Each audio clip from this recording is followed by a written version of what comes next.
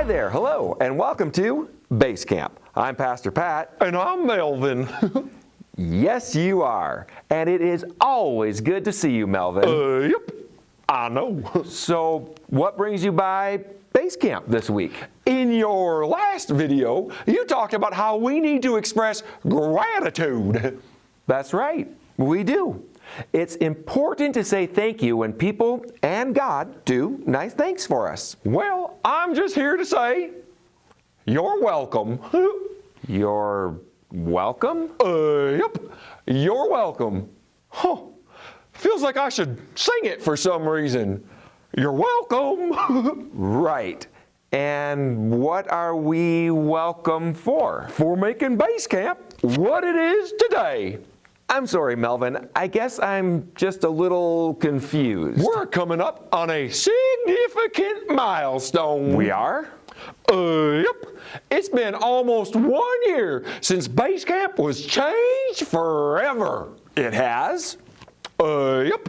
We're only 1 month away from the 1 year anniversary since Base Camp was blessed with my presence. Oh, yeah. I remember that. You came on because you wanted to volunteer to join the spiritual battle. And you helped us to see the need to put on our spiritual armor. Yep. I was a one-man, a spiritual wrecking crew. It's important to remember things like that. Didn't your pants fall down? I don't remember that. I'm pretty The certain. important thing is acknowledging how different Base Camp would be if I weren't here. You definitely make things different. I sure do.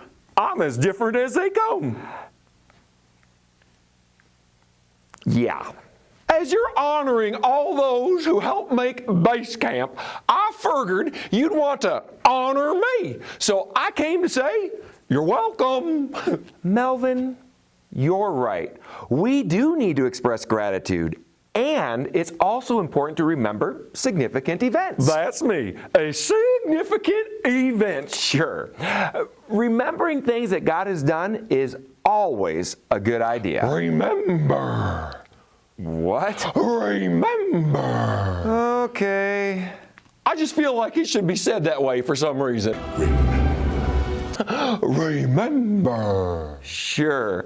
But instead of a story about a talking lion, I think I'll share with you something that happened in the Bible. Ooh, the Bible has cartoons too? Well, people have made cartoons about things in the Bible, but I think I'll just tell you what happened. It's your show, but I bet more people would watch if you showed cartoons. Sometimes we've got puppets. And interesting people who stop by. Like who? Never mind. Anyway, in the book of Joshua in the Bible, the Israelites are camped out by the Jordan River. After 40 years of wandering in the wilderness, they're finally ready to cross over into the promised land. But there's a problem, something that's keeping them from entering. Is it that only one may enter? What? Only a diamond in the rough. You recently subscribed to a new internet streaming service, didn't you? Yep. I thought so.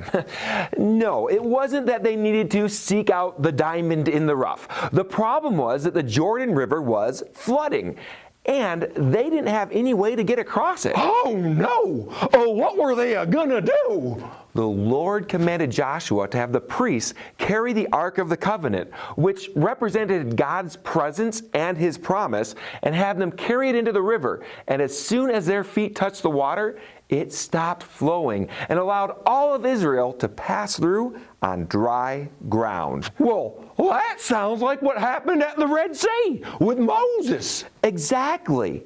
Joshua remembered that. So when it was time for him to trust God as Moses had done, he was able to. And he wanted to make sure that all of Israel would have the faith to trust God in the future too.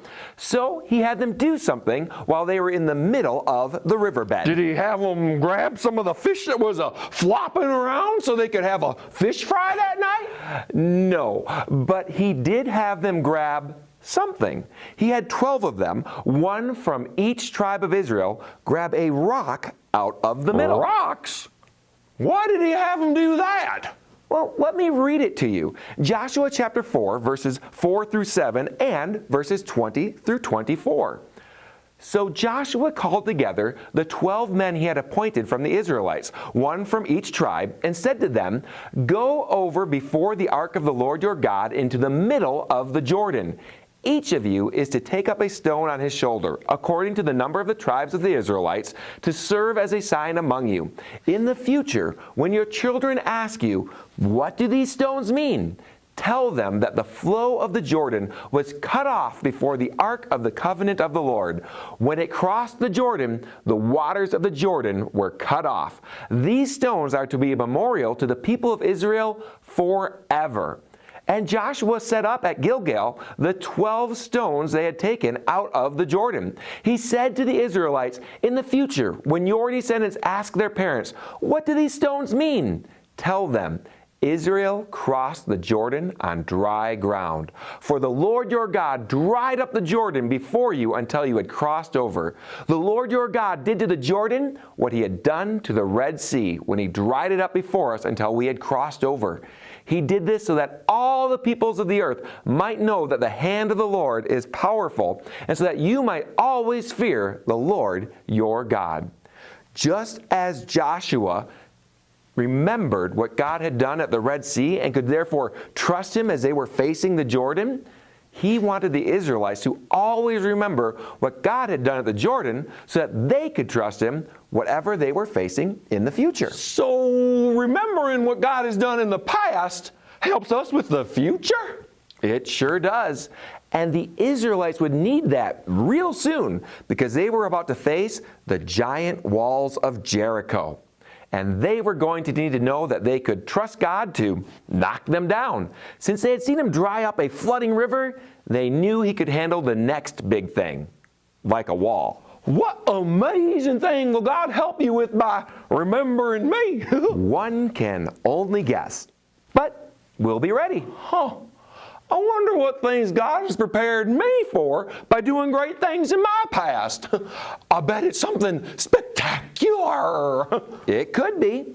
The important thing is to pay attention to what God has already done.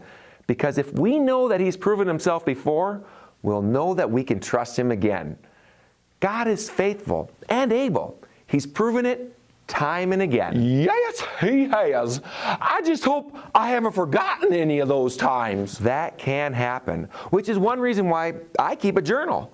Writing down those things God has done. I encourage everyone to do something like that. I write down things that I'm praying for, how God has answered, and other things that he's showing me. That helps me to remember. Remember. Right, because just like a certain talking lion, sometimes in the midst of struggles, it can be easy to forget.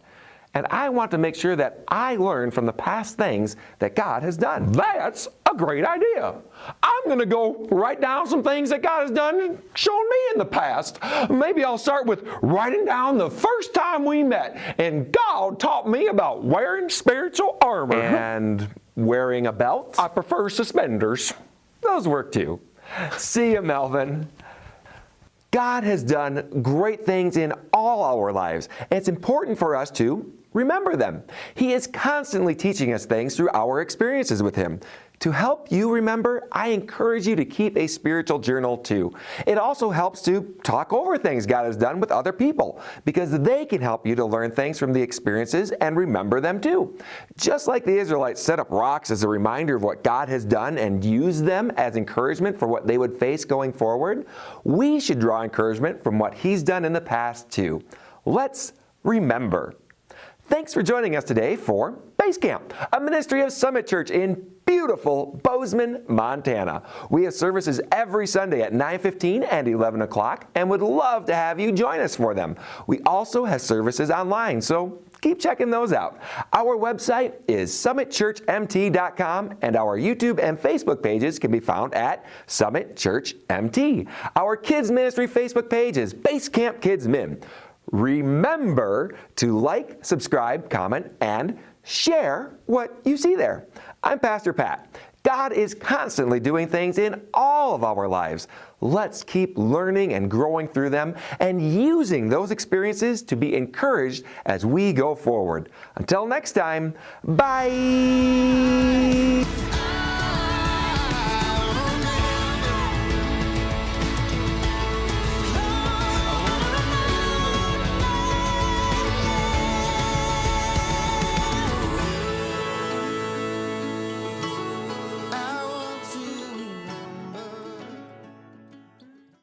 Woo! Woo! You all right, Melvin? Yep, just a little technical difficulties. Do you have a belt? Well, I got these. I think we'll go with the belt.